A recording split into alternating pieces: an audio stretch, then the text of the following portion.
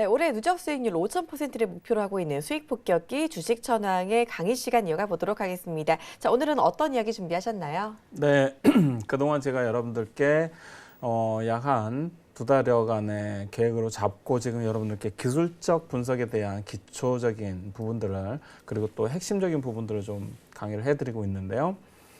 지난 시간까지는 최초에 제가 여러분들께 캔들에 대해서 일단 설명을 좀 드렸고요. 이해를 하실 수 있도록.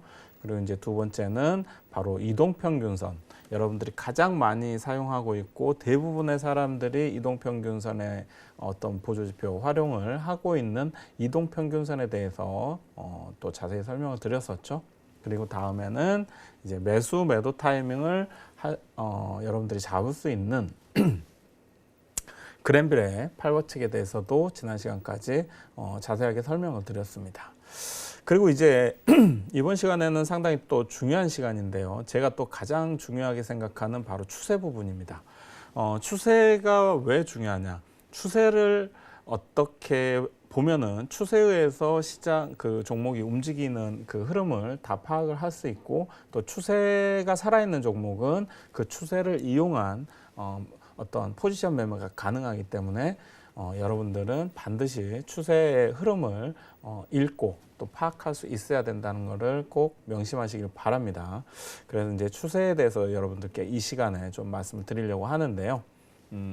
추세라는 것은 일단 기본적인 개념은 주가가 어떤 진행 방향을 의미합니다. 그래서 어느 한 방향으로 주가가 진행을 하게 되면 일정 기간 동안은 그 움직였던 방향대로 주가가 움직이려고 하는 성질이 좀 있죠. 그래서 상승 추세를 한번 잡은 어떤 주가는 계속해서 상승하려고 하는 힘이 좀 작용을 하게 되고요. 일정 기간. 또 하락하게 되면 또 일정 기간 하락으로의 또 방향을 잡게 되죠. 그리고 또 횡보하는 경우는 일정 기간 꾸준히 주가가 횡보하는 그런 형태를 좀 보여주게 됩니다.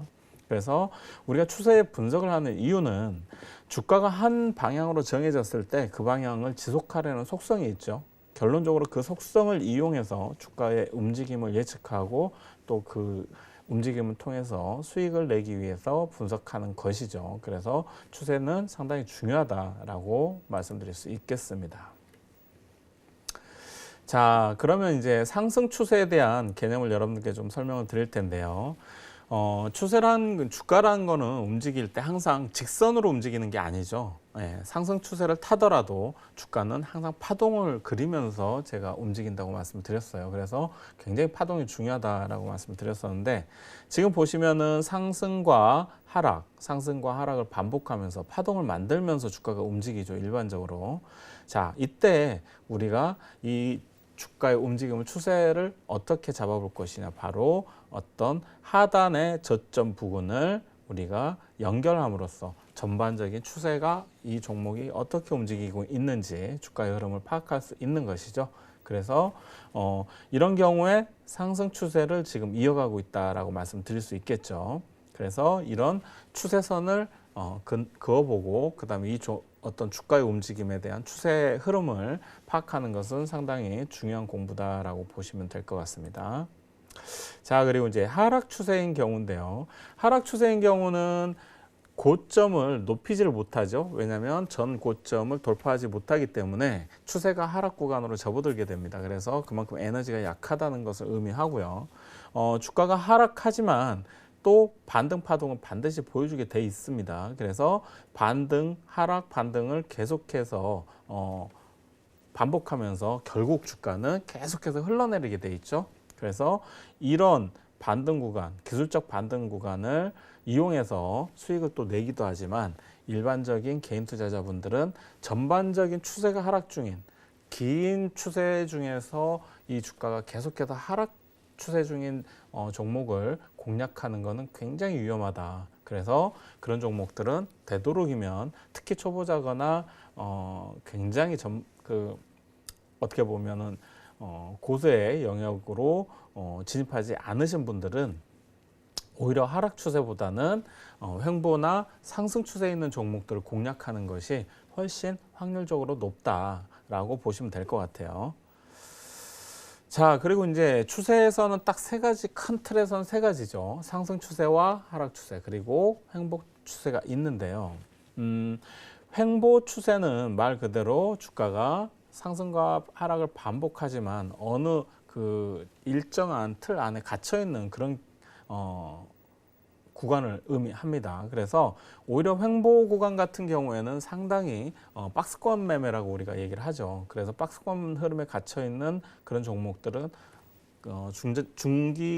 중기적인 그 투자 관점에서는 상당히 매매하기가 오히려 그 초보자분들이나 일반적인 투자자분들도 상당히 매매하기가 좋다라고 말씀드릴 수 있겠습니다. 왜냐하면 횡보 구간에서는 말 그대로 이런 고점 부근에서 대부분 매도를 하시면 되고요.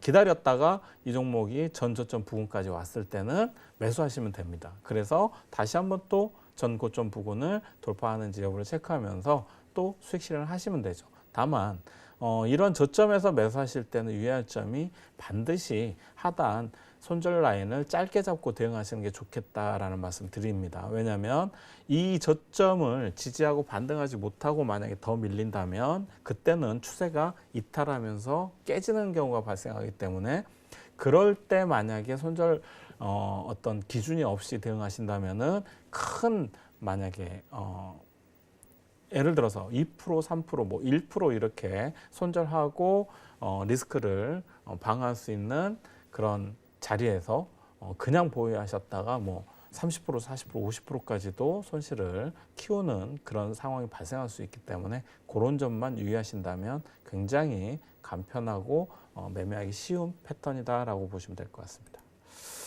자, 이제 지지와 저항에 대해서 말씀드릴 건데요. 우리가 이제 추세를 공부하면서 파동에 의해서 움직인다고 했죠. 예, 그래서 그렇게 되면 반드시 지지와 저항이 발생하게 됩니다. 지지 라인과 저항 라인이 발생하게 되는데, 자, 이런 경우에 보시면은 주가가 파동을 그리면서 횡보 추세를 그리다가 그동안의 상단 고점, 여기가 바로 저항선이죠. 예, 저항선인데 A 지점에서 돌파를 하게 됩니다. 그 저항선을 돌파했을 때는 오히려 거기가 이제는 매수 신호가 되는 것이죠.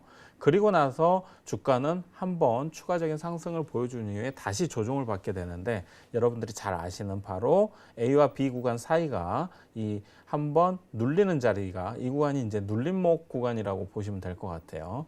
자, 이렇게 한번 돌파한 자리가 발생한 이후로는 그동안의 저항선으로 작용했던 이 선이 그 다음에 B 위치가 됐을 때는 다시 이제는 저항이 아니라 지지선이 되는 것이죠. 예, 저항을 돌파한 이후에는 그동안의 저항선이었던 자리가 다시 지지선으로, 지지자리로 바뀌게 된다는 것 여러분들 기억하시면 좋을 것 같고요. B 지점에서 다시 한번 지지가 나와준다면 이 종목은 역시 상방으로 상승 추세로 추세를 전환시킬 가능성이 높다. 그렇게 보시면 될 것 같습니다. 자, 이제 지지와 저항 그 반대 개념인데요. 주가가 박스권에서 흐름을 보이다가 박스권 하단 부분을 원래 지지해줘야 되지만 A 자리에서 지지를 못하고 이탈하면서 깨져버렸잖아요. 바로 이럴 때가 이제는 아주 위험한 시그널, 예, 매도 시그널 자리라고 보시면 되고요. 이제는 박스권으로 움직이던 주가가 추가적으로 한 단계 더 하방으로 하락하는 구간에 접어든다라고 보셔야 됩니다. 그래서 이 구간에 만약에 매도를 못하시고 놓치셨던 분들이라면 반드시 기술적 반등이 나오는 B 구간 자리에서는 반드시 매도를 하셔야 된다. 그렇지 않으면 정말로 추가적인 더 큰 손실을 감내해야 되기 때문에 이런 부분은 반드시 체크하셔야 된다라고 말씀드리겠습니다. 자, 이제는 상승 추세에 대한 추세선을 말씀드릴 텐데요. 말 그대로 저점을 지속해서 높이는, 주가가 상승을 하는데 파동을 그리면서 움직이는데 고점과 전 고점과 전 저점을 지속해서 높이면서 주가가 움직일 때 바로 가장 좋은 상승 추세에 진입한 그런 종목이라고 보시면 되겠습니다. 따라서 이런 종목들은 여러분들은 반드시 이런 고점 자리에서 추격 매수하지 마시고 매수하고 싶더라도 좋은 종목을 기다렸다가 이 종목이 조정이 나온 그러면서 바닥권 전저점 부근에서 추세선 부근 자리에서 반등을 노리는 그런 자리에서 매수 타임에 들어간다면 훨씬 더 좋은 수익을 낼 수 있겠죠. 그리고 B자리 마찬가지로 전 고점을 지속해서 추세선을 돌파하는 자리도 마찬가지로 우리가 추가적으로 매수 자리다라고 보실 수 있겠습니다. 자, 이건 아까 횡보 구간에서의 추세선인데 요거는 말씀을 드렸었죠. 횡보 구간에서의 저점 지지 라인은 매수 자리, 그리고 횡보 구간 전 고점 자리에서의 돌파하는 자리 B자리는 바로 역시 매수 자리가 된다. 추세를 돌려세우는 그런 자리가 될 수 있기 때문이죠. 자, 그리고 이제 삼각 수렴 구간의 어떤 형태들 여러분들이 좀 이제 잘 유의를 하셔야 되는데요. 자, 저점은 높이면서 주가가 파동을 그리면서 움직이는데 에너지가 좀 약하다 보니까 고점을 높이지 못하고 고점도 낮아지는 이런 수렴 구간에 들어오는 종목들이 간혹 있어요.